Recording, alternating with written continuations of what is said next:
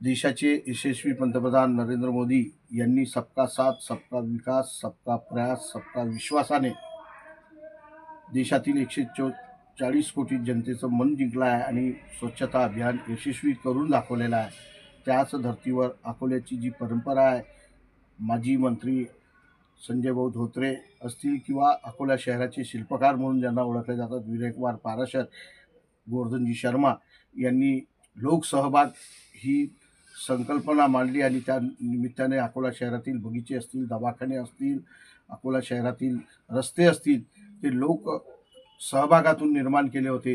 त्याच धर्तीवर अकोला स्थायी समिती सभापती विजय अग्रवालजी आणि आमदार रणधीर सावरकर यांनी मोरणा नदी आपली जबाबदारी या अभियानाअंतर्गत स्वच्छता अभियान सुरू केलं आहे आणि यामध्ये शहरातील विविध सामाजिक संघटना सहभागी होत आहे. भारतीय जनता पक्षाचे कार्यकर्ते सहभागी होत आहे.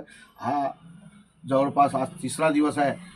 या खंडेलवाल विद्यालय असतील, शिवाजी विद्यालय असतील, वेगवेगळ्या शाळेचे विद्यार्थी, सामाजिक संघटना, महिला संघटना, खंडेलवाल वैश्य समाज सह अनेक सामाजिक संघटना यामध्ये सहभागी झालेल्या आहेत.